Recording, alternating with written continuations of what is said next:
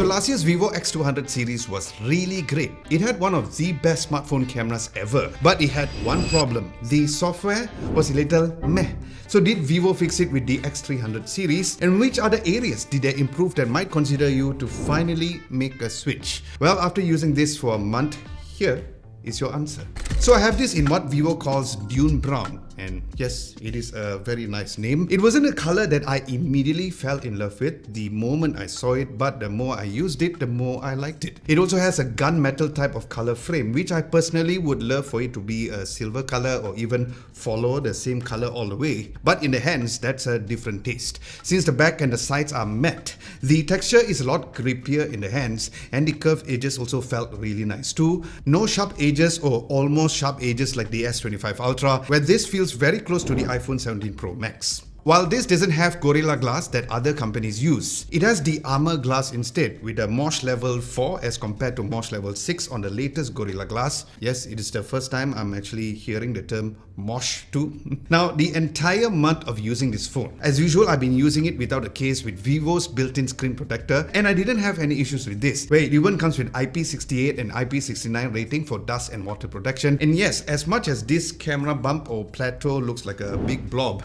it has two major benefits. Number one, since this takes so much space around the phone, it allows you to rest this on a table without wobbling at all. And second of all, this also works perfectly as a resting place for your index finger, so you can type and hold this phone without the fear of sliding it down. But yes, the reason why the camera bump is huge is also the fact that this is really good when it comes to photography and videography, but of course more on that later in this video. So this has a 6.7-inch 120Hz AMOLED LTPO HDR 10 Plus screen with 4500 nits of peak brightness. The display remains crisp, sharp and clear while watching content on YouTube, Netflix and Disney Plus was really nice. These stereo speakers are more than loud enough and also very nice to hear, to a point where everything feels too immersive.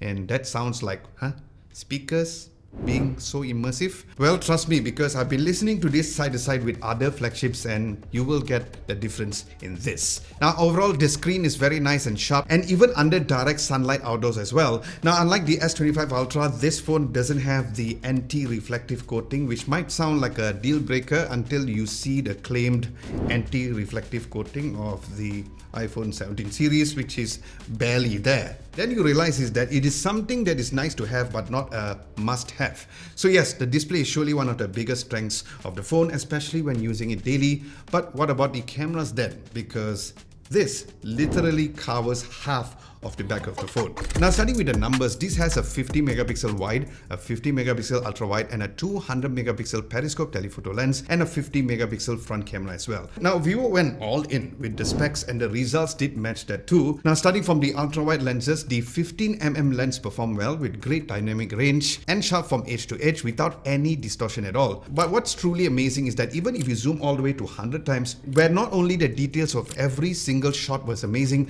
but there was no color shift at all compared to many other flagships with the higher zoom values. Now, among all of the focal length, just like last year, I love the 85mm. That was the best because this 3.5 times zoom was very handy whether you're taking street photography or a person near or far, where it hits the right point of view. Then the rear portrait photos were amazing as expected with different focal length from 24mm all the way to 135mm. But once again, the 85mm portrait shots looked the best for a person, and the different focal length for objects were also flawless too. And the macro photos were also super good as well, where the minimum focus distance was very close as it was very easy to nail the focus too. Then the front camera photos are very sharp. They are detailing everywhere, and gone are the days of having those unnecessary beauty modes on the face even if you turn it off. The dynamic range of the front camera was also on point, so was the background blur too. Then the nighttime photos for the different focal length did also a very good job, but my advice is to bring the exposure down a little before taking a photo by touching and dragging the exposure slider in the app, as it brightens up the skies a little too much. Other than that annoying lens flare that you get on the iPhone, there is no such thing over here, as seen in these 3 sample photos of a glowing signage. But the portrait mode for the nighttime shots were also very interesting, because if you're taking a photo at night with maybe some red color lights or other different color lights on a person, you can turn on the AI flash portrait in the camera app, where it gives you a nice soft lighting to the person as seen side by side between these two photos. And the tip is to get close enough to the subject, or the AI might make it look like a different person or a different face based on some shots taken from other fellow creators. And the nighttime selfie photos were also great too. Now as for video, the phone records up to 8K 30 FPS. The quality was great as expected, very nice and sharp even at 2x zoom at 8K. Then the 4K video quality was good at all of the focal lengths, but I would go up to 10x max, as the 15x and the 20x were just decent at best. But what's unique and something that other phones does not have currently is 4K 60 FPS for the portrait video.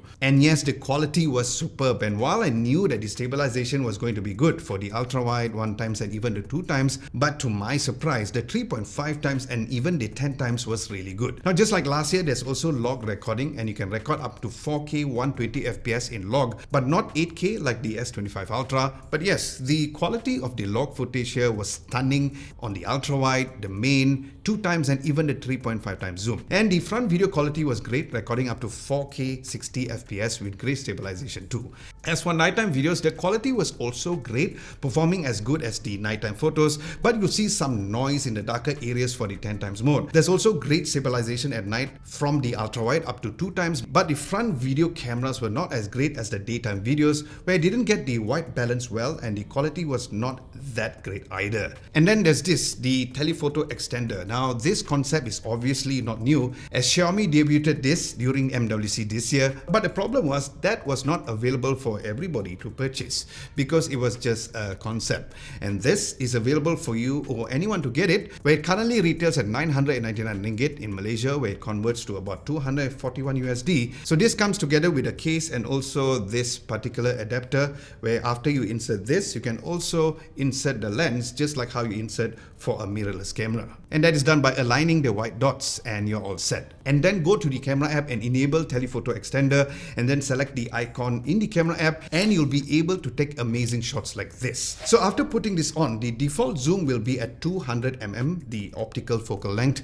but in the camera app you can switch between 400mm all the way to freaking 5400mm, but those are digital zooms. So yes, it is really nice to know that there's such options in the market today, making smartphones not as boring as a lot of people say. So this out of the box comes with a new Origin OS 6 instead of FunTouch OS, and it is a very welcome change. The X200 series felt a little mid-range, where the overall and the UI now is way smoother and premium. The animations are also really lovely, and there are more colors and better separation between different settings. Now everything feels a lot more interactive and snappy, especially with the dynamic hole punch as well, which is basically Apple's dynamic island, which Vivo calls this their Origin Island. While this does the basic things like showing recorder, music, timers and notification over there, but there's also one thing very cool and unique about this. So for example, if you read something interesting that you want to share from your browser to say Threads or WhatsApp, just highlight the text and drag it at the top, and you can select the app of your choice over there, which beats a typical copying and pasting, which is very cool. Now this means that multitasking was never easy, and as simple as this is like showing an iPhone user a photo without a lens flare.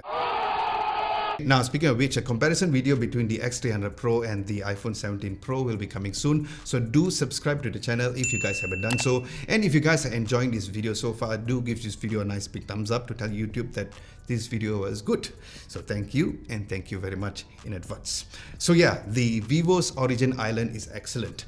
That might need you to keep reminding yourself that this is an Android phone and not an iPhone, but one thing would keep reminding you that this is an Android, which is the reliable AI. Sorry Siri. Starting with the ones that everyone knows, like AI Phone Assist, AI Summarize and AI Erase, and the usual Google to Search and Gemini Live as well. On top of that, you can also connect this directly to a Mac or Windows 2, which Vivo calls this the Office Kit. It lets you share files, mirror your devices, and transfer or even delete files back and forth. While I understand and I'm not surprised by the Windows integration with this particular phone, I was truly shocked by how well it did with a Mac. So yeah, if you're a user of a Mac, this will surely make you switch to. But the only thing missing compared to a typical iOS device is MagSafe. So hopefully next year they will do a Pixel and put it on this phone instead of typically getting a MagSafe style case. But to top it all off, it comes with 5 years of OS updates. Now surprisingly, this was the very first smartphone that didn't heat at all during the setup process, because that is very common that I face while setting up any other phones. So a big thumbs up to Vivo for that. So to maintain this level of smoothness and the fluidity on the software, as mentioned earlier, it comes with a Dimensity 9500 chipset, which is based on a 3nm process, the same as the A19 Pro from Apple. Now it seems like Vivo is really picking and choosing the best to include in their phones, especially with the large battery, more on that later. Gaming on the phone felt very comfortable and barely any warmth during long gameplay, with the highest settings shown on the screen over here, specifically for Genshin Impact. So this comes with a massive 6510 milliamps of silicon carbon battery, which is 30% bigger than what Samsung and Apple provides. Now I use it for an hour straight and it just dropped 5%. And I went like, surely this isn't the truth. But when I use it for a day with 248 minutes of screen on time, I mean 4 hours and 8 minutes, I ended up the first day with 66% left. Yes, the first day. And on day 2, I used it for 3 hours and 3 minutes and ended day 2 with 31% still remaining. And at this point of time, I was thinking, should I just sell my charger, which comes inside of the box? But finally, halfway day 3, with 39 minutes of use, I was at 11% at around 2:30 PM. So yes, I saw a hope to use my charger. But all in all, you'll get an average of 8 hours of screen on time or more on heavy usage. But never in my life I felt this happy to plug in my phone, because I wanted to see how quickly this charges. Since the 90-watt charger comes inside of the box, as mentioned earlier, it goes from 0 to 100 in around 47 minutes. And the 40-watt wireless charging takes this from 0 to 100% in about 67 minutes. There's also reverse wired and wireless charging, just in case you want to charge other devices too. I guess this is a smart feature that Vivo did to put or roast other companies, because this single device has much capacity when it comes to the battery, which is hard to empty anyway. Now, if you want a written recap of everything mentioned in this video, we do have one at our website at www.adamlobo.tv. Links to the website will be down below, where we also have some daily tech news over that too.